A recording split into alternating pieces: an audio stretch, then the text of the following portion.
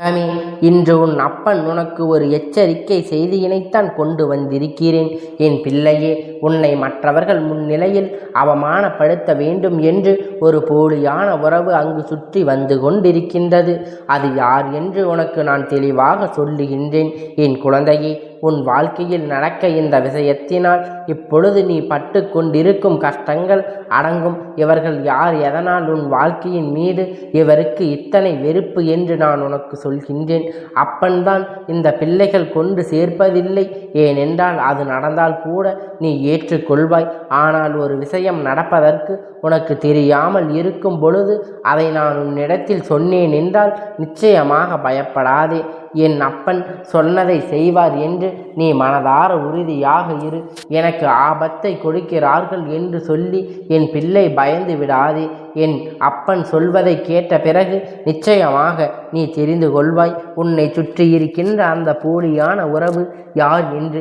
எதற்காக இவர்களுக்கு உன் மீது இத்தனை வன்மம் என்பதை நீ புரிந்து கொள்வாய். இவர்கள் உன்னுடைய வாழ்க்கையில் செய்து கொண்டிருக்கின்ற இந்த விஷயங்களினால் எத்தனையோ பிரச்சனைகள் என் குழந்தை நீ தாங்கிக் கொண்டிருக்கின்றாய். பல சூழ்நிலைகளிலிருந்து மீண்டு வர முடியாமல் வேதனைப்பட்டு கொண்டு இருக்கின்றாய். உனக்கு என்ன நடக்கிறது, ஏது நடக்கிறது என்பதனை சரியாக இந்த நாளில் இப்பொழுது நான் புரிந்து வைக்கப் போகின்றேன்.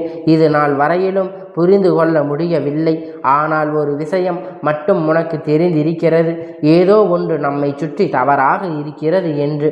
ஆனால் அது என்னவென்று உன்னால் கண்டுபிடிக்க முடியவில்லை அல்லவா? அதனால் இந்த நேரத்தில் நான் உனக்கு அதனை தெரிவிக்க விட வந்திருக்கிறேன். என் பிள்ளையே, எப்பொழுதும் உன்னுடைய வாழ்க்கையில் நீ பட்ட ஒவ்வொரு அவமானத்திற்கும் பதில் தெரியாமல் நீ திணறி போகின்றாய். உன்னால் அதை கண்டுபிடிக்க முடியாமல் நீ வேதனைப்பட்டாயோ அப்பொழுது தெரிந்து கொள்ள வேண்டும், உனக்கு துரோகங்கள் வெளியில் இல்லை, உனக்குள் தான் இருக்கிறது என்று. உடன் இருப்பவர்களால் மட்டும்தான் இது போன்ற கஷ்டத்தை நீ அனுபவித்து கொண்டு இருக்கின்றாய். இது போன்ற விஷயங்கள் செய்ய முடியும். துரோகத்தில் இருப்பவர்கள் இது போன்ற விஷயங்களை செய்தால் அது என்றும் வெளிச்சத்துக்கு வந்துவிடும். அதனால் இந்த நேரத்தில் இந்த விஷயங்களை கண்டுபிடித்து உன்னுடைய வாழ்க்கையில் என்ன நடக்கப் போகின்றது, என நடந்து கொண்டிருக்கிறது, எது நடந்து கொண்டிருக்கிறது என்பதை நீ தெளிவாக புரிந்து கொண்டு விடுவாய். இத்தனை காலமும் இதையெல்லாம் நினைத்து நீ பட்ட ஒவ்வொரு அவமானத்திற்கும் இன்றைக்கு உனக்கு நான் பதிலை கொடுத்து விடுகின்றேன். இவற்றுக்கு எல்லாம் நொடி பொழுதில் என்ன தண்டனையை கொடுத்து விட முடியும். ஆனால் உன்னிடத்தில் இவர்களை பற்றி என்ன சொன்ன பிறகு, இவர்கள் யார் என்று உனக்கு வெளிச்சம் போட்டு காட்டிவிட்ட பிறகுதான் உன் அப்பன் அவர்களுக்கு தண்டனை கொடுப்பேன். ஏனென்றால் இவர்கள் யாரென்று தெரிந்து கொண்டால் நீயே இவர்களுக்கு உன்னால் ஆன தண்டனையை கொடுத்து விடுவாய். உடன் இருக்கும் போலியான உறவுகள் உன்னிடத்தில் இருந்தே நன்மையை பெற்று கொண்டு உனக்கே துரோகத்தை செய்தால் அதை எப்படி மன்னிக்க முடியும்? இவர்கள் எப்படியெல்லாம் உன்னை அவமானப்படுத்த துடிக்கின்றார்கள் என்று நீ தெரிந்து கொள்ள வேண்டும். என் பிள்ளையே, உனக்கு இருக்கின்ற பிரச்சனைகளின் முதலில் பிரச்சனை என்ன தெரியுமா? சட்டென்று கோபம் கொள்வது. என் தங்கமே என்று யோசிக்காமல் வார்த்தைகளை விட்டு விடாது. இந்த பிரச்சனை உனக்குள் இருப்பதை உணர்ந்து கொண்டு அதனை அவர்கள் சாதாரணமாக பயன்படுத்த நினைக்கின்றார்கள். உன்னை நன்கு பேர் கூடியிருக்கின்ற சபையில் மத்தியில் உன்னுடைய உணர்வுகளை, உன்னுடைய கோபத்தை உனக்கு மற்றவர்கள் முன்னிலையில் அவர்கள் அவப்பெயர் ஏற்படுத்த நினைத்து கொண்டிருக்கின்றார்கள். அப்பொழுது நீ துடித்து கொண்டு இருக்கின்றாய். அப்படியானால் இந்த நேரத்தில் நீ எங்கே கவனமாக இருக்க வேண்டும் தெரியுமா? என் பிள்ளையே, உன்னை சுற்றி நடக்கின்ற எந்த விஷயமாக இருந்தாலும் சரி, அதை நினைத்து வருந்துவதை எல்லாம் விட்டு இனி எதிலுமே பொறுமையாக இருக்க பழக வேண்டும். உனக்குள் இருக்கின்ற பொறுமைதான் உன்னை வாழ வைக்கும். நீ பொறுமை இழந்து அவசரப்பட்டு வார்த்தைகளை விடும் பொழுது அங்கு நீ செய்யாத தவறு கூட உன் மீதுதான் வந்துவிடும் என்பதை புரிந்து கொள்ள வேண்டும். ஆமாம், இவர்களுக்கு கோபம் வரும். இவர்களை இதை செய்கிறார்கள் என்று சொல்லி நிச்சயமாக உன் மீது இவர்கள் கோபம் கொள்வதற்கு வாய்ப்புகள் அதிகம். உன்னை தவறாக புரிந்து கொண்டு உனக்கு இவர்கள் கெடுதல் நினைப்பதற்கு வாய்ப்புகள் அதிகமாக இருக்கின்றது. அதனால் நீ விழிப்போடு இருக்க வேண்டிய நேரம். எச்சரிக்கையாக இரு. சபைக்கு மத்தியில் நிற்கும் பொழுது அவசரப்படக்கூடாது என்பதில் என் குழந்தை எப்பொழுதும் நீ கவனமாக இருக்க வேண்டும். பேசுகின்ற வார்த்தைகளும் செய்கின்ற செயல்களும் எப்பொழுதும் தெளிவாக இருக்க வேண்டும். யோசித்து யோசித்து பேசுவது நேரத்தை செலவழிக்குமாமல் அமைதி காத்து விடுவது நல்லது. எதை யோசிக்க சொல்கின்றோமோ என்று நினைத்து அதற்கு யோசிக்காதே.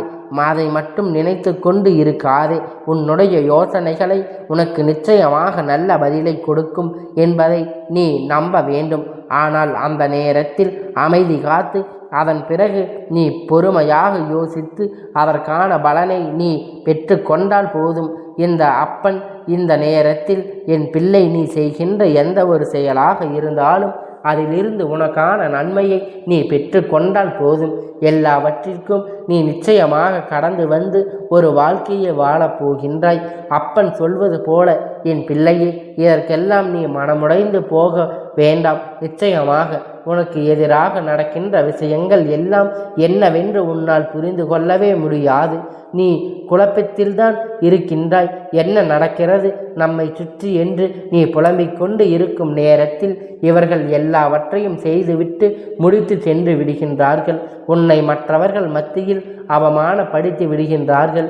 என் பிள்ளையே, யார் ஒருவர் உன்னிடத்தில் கேள்விகளை அதிகமாக தொலைத்து கேட்கின்றார்களோ, யார் ஒருவர் நீ பேசுகின்ற விஷயத்தில் எப்பொழுதும் குறை கண்டு பிடித்து கொண்டு இருக்கின்றார்களோ, யார் ஒருவர் நீ பேசிய வார்த்தையில் இருக்கின்ற தவறை மட்டும் எடுத்து மற்றவர்கள் மத்தியில் அழுத்தமாக சொல்கின்றார்களோ, அவர்கள்தான் உனக்கு வாழ்க்கையில் மிக பெரிய கெடுதலை செய்ய நினைக்கின்றார்கள் என்பதை நீ புரிந்து கொள்ள வேண்டும். இத்தனை காலமும் நீ கடந்து விட்ட இந்த பிரச்சனைகள் எல்லாம் தீரட்டும். இனி உன் வாழ்க்கையில் நடக்கப் போகின்ற ஒவ்வொரு உண்மையையும் நீ என்னவென்று தெரிந்து கொண்டால் மட்டுமே இத்தனை காலமும் என் பிள்ளை நீ இழந்துவிட்ட சந்தோஷத்தை இனிமேல் கொஞ்சம் கொஞ்சமாக நீ பெற்றுக்கொள்ள வேண்டுமே தவிர மீண்டும் எதை மோசமான ஒரு நிலைக்கு நீ சென்றுவிடக்கூடாது.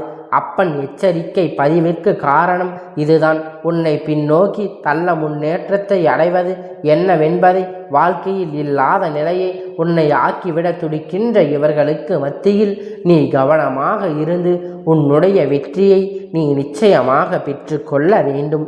உன்னோடு இருந்து உன் வாழ்க்கையில் உனக்கு கெடுதல் இந்த அப்பன் நான் என்றும் உனக்கு செய்ய விட மாட்டேன்.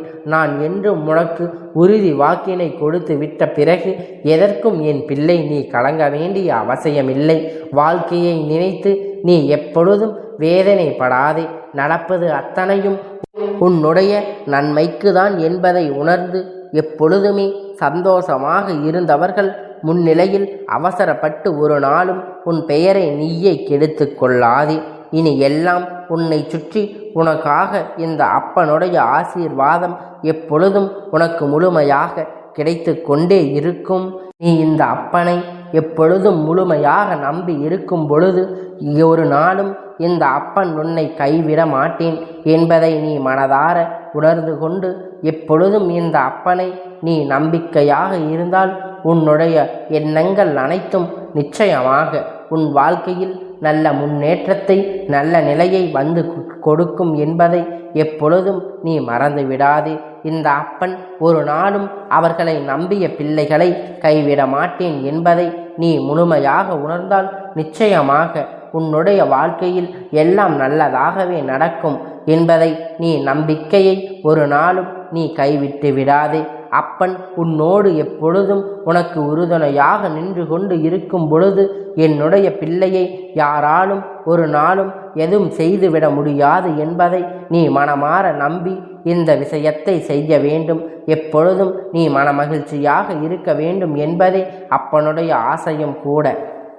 கந்தா போற்றி, கடம்பா போற்றி, கதிர்வேலா போற்றி, ஆறுபடை வீடு கொண்ட முருகா போற்றி.